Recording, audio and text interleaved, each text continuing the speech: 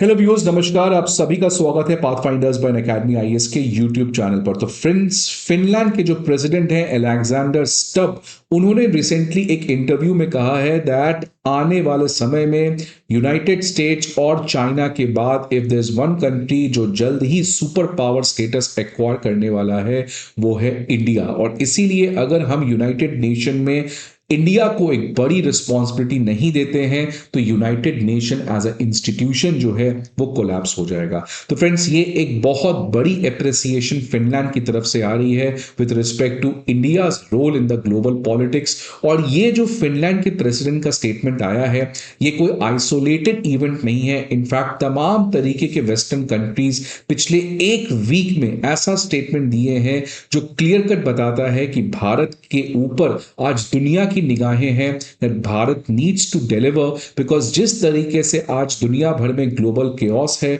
Donald Trump के आने की वजह से, चाइना के अगेंस्ट राइज करने से वर्ल्ड को एक डिक्टेटरशिप का खतरा है, उस तमाम तरीके के चैलेंजेस में ये जितने भी कंट्रीज हैं, they want India to play a larger role so that global stability और ग्रोथ को इंश्योर किया जा सकता है। तो फ्रेंड्स, इसी तमाम चीजों के बारे में आज डिस्कस करेंगे। फिनलैंड देख सकते हैं फ्रेंड्स, काफी दूर है भारत से, यूरोपियन कंट्री का एक देश है।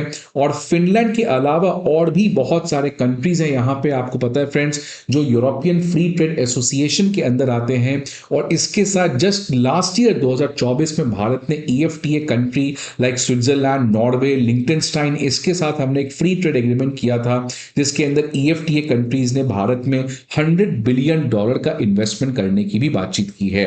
और अब ईएफटीए के बाहर जस्ट पड़ोसी देश उनका फिनलैंड, उसके तरफ से भी एक इतनी बड़ी बात आना, ये क्लियरली बताता है फ्रेंड्स कि वेस्टर्न कंट्रीज जो हैं आज वो डेस्परेटली या आप कह लो सीरियसली अपने रिलेशन को भारत के साथ एनहांस करने की बातचीत करते हैं।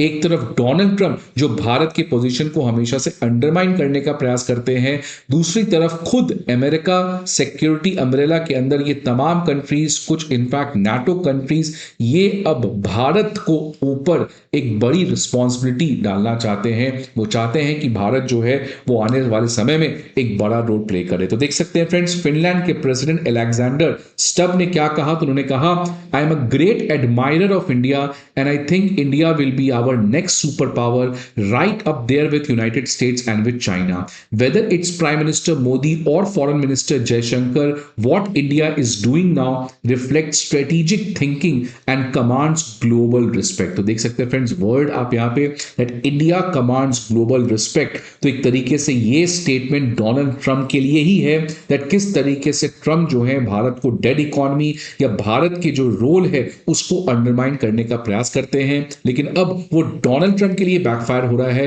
बिकॉज अमेरिका के अलायंस पार्टनर जो हैं वो इस अमेरिका के वर्जन को एक्सेप्ट करने से साफ तौर से मना करती हैं। तो देखिए फ्रेंड्स, फिनलैंड के प्रेसिडेंट ने क्या क्या कहा। उन्होंने कहा कि India is a rising pillar of global power और आने वाले समय में कंट्री जो है it is going to stand along with US and China as the world's next super power. और यूनाइटेड नेशन जो है वो एज अ इंस्टीट्यूशन ये कंप्लीटली अपने रेलेवेंस को खो सकती है अगर इंडिया जो है वो permanent member United Nation Security Council का नहीं बनाया जाता है। तो फ्रेंड्स, वापस से एक और कंट्री का क्लियरली आउटराइटली भारत के प्रति सपोर्ट आना।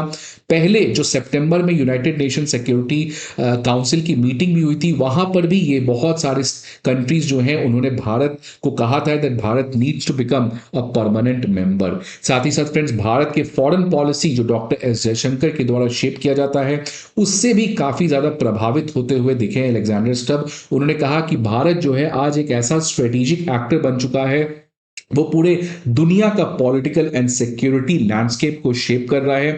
और सबसे अप्रिशिएटिंग बात जो भारत की है वो है मल्टी वेक्टर फॉरेन पॉलिसी, या इनफैक्ट आप उसको कह लो स्ट्रेटेजिक ऑटोनॉमी या नॉन अलाइनमेंट 2.0। तो ये फ्रेंड्स, जिस तरीके से भारत ने एक तरीके का शोकेस किया है, एससीओ समिट में चाइना से बात करना, रशिया से तेल खरीदना और अपने टाइम टेस्टेड पार्टनरशिप को कंटिन्यू करना, कुछ दिन पहले यूएस के साथ डिफेंस डील करना, ग्लोबल साउथ की बातचीत रखना इंटरनेशनल स्टेजेस पे, आसियान के साथ रिलेशन को बढ़ाना, अफ्रीका के डेवलपमेंट की मदद करना। तो ये जो एक तरीके से फ्रेंड्स भारत की not look east not look west, it is the multi vector look in every direction वाली फॉरेन पॉलिसी जो है, और भारत आज इसको बेखूबी कर रहा है। और इसीलिए भारत के पास आज एक एबिलिटी है कि वो कंपीटिंग मतलब कॉन्ट्रडिक्टरी ग्लोबल इंटरेस्ट को काफी अच्छे से बैलेंस कर सके, और यही मल्टी वेक्टर फॉरेन पॉलिसी जो है दुनिया की बाकी कंट्रीज को भी सीखना चाहिए। साथ ही साथ फ्रेंड्स अलेक्जेंडर स्टब ने कहा कि आज जिस तरीके की भारत की इकोनॉमिक स्केल है और पॉलिटिकल इन्फ्लुएंस है,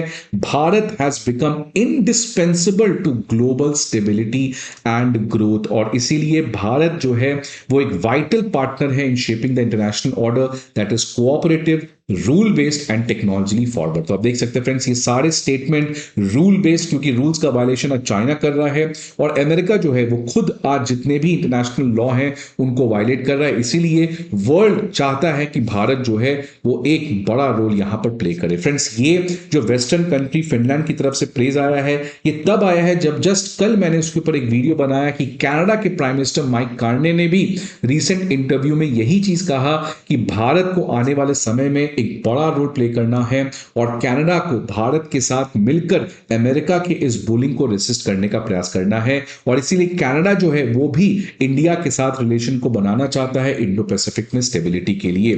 तो फ्रेंड्स बैक टू बैक बहुत सारे कंट्रीज जो हैं अब भारत के साथ खड़े होते दिख रहे हैं। यूरोपियन यूनियन तो आपको पता है फ्रेंड्स, यूरोपियन यूनियन के साथ तो भारत का इस साल ट्रेड डील ऑब्वियसली हो जाएगा। यूरोपियन यूनियन की तमाम तरीके की टीम जो है वो भारत आ रही है कि कैसे जल्द से जल्द फ्री ट्रेड एग्रीमेंट किया जा सके। तो फ्रेंड्स देख सकते हैं तमाम वेस्टर्न कंट्रीज में सेम तरीके का डेवलपमेंट देखने को मिल रहा है। और अगर मैं वेस्टर्न कंट्री को छोड़ दूं तो हमारे पड़ोसी आसियान देश में भी भारत का दबदबा जो है वो देखने को मिला। मैंने इसके ऊपर भी वीडियो बनाकर आपको बताया था फ्रेंड्स कि जो लास्ट वीक आसियान समिट हुआ उसमें जो आसियान की डिफेंस मिनिस्टर मीटिंग हुई थी उसमें एक थीम जो काफी कॉमन था, that India has now adopted or India has now have a role as a responsible super power in Indo-Pacific। तो देख सकते हैं फ्रेंड्स सुपर पावर जो स्टेटस है वो अब हर एक कंट्री भारत के साथ जोड़ते हुए दिख रहा है। इनफैक्ट मलेशिया ने तो यह कहा, यहां तक कह दिया कि आसियान एज अ कम्युनिटी जो है वो भारत के साथ इंगेजमेंट करके काफी कुछ अपना फायदा कर सकता है। क्यों? बिकॉज भारत आज एक ऐसा कंट्री है जिसने सेल्फ रिलायंट इंडस्ट्री तेजी से बना रहा है, और साथ ही साथ भारत में जिस तरीके से टेक रिसर्च इकोसिस्टम है, इन सभी चीजों से भारत के डेवलपमेंट से आसियान एज अ कम्युनिटी को काफी ज्यादा फायदा हो सकता है।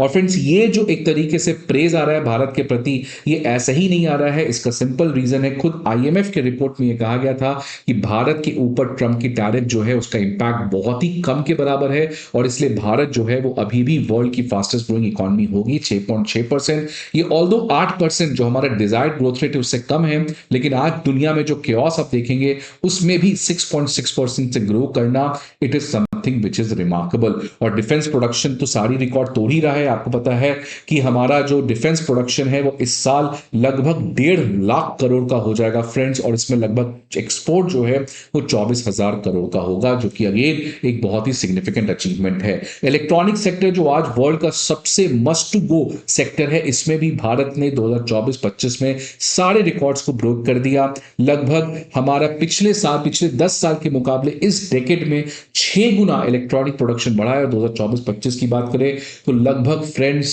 मैसिव 11.3 लाख करोड़ का प्रोडक्शन हुआ है। तो फ्रेंड्स इसी भारत की स्टेबिलिटी, इसी भारत की रेजिलियंस की वजह से वेस्टर्न कंट्रीज जो हैं वो भारत के साथ अपने रिलेशन को बनाना चाहते हैं। फ्रेंड्स भारत के पास आज सबसे बड़ा जो अपॉर्चुनिटी है कि दुनिया भर में ये जो केओस है, कंफ्यूजन है, कॉन्ट्रडिक्शंस हैं, इन कॉन्ट्रडिक्शंस को कैसे आज भारत अपने हित में यूज कर सके, और इसीलिए आज इकोनॉमिक पॉलिसी के साथ साथ फॉरेन पॉलिसी बहुत ज्यादा इंपॉर्टेंट हो चुकी है। फ्रेंड्स आपके क्या सजेशंस हैं इस पर्टिकुलर डेवलपमेंट के बारे में, please let me know in the comment box. I hope आपको ये वीडियो अच्छा लगे। See you again some other video, till then goodbye and take care.